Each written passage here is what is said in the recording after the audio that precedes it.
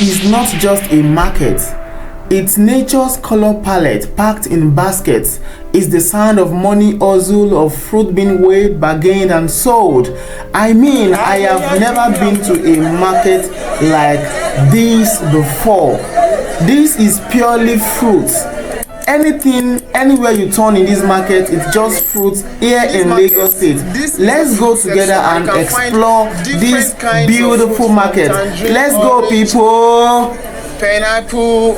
I mean, mention it. You find them here in abundance. Good morning.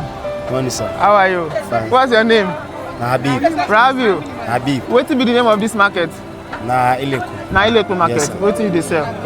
Watermelon. How much be watermelon? Watermelon. Say watermelon don't cheap well now. Ah, you never cheap. You never cheap. Yes. How much you be now?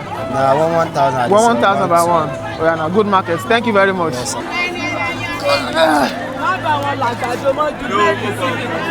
You know, it's the corn season and you can find them in abundance here. This is plantain and banana section.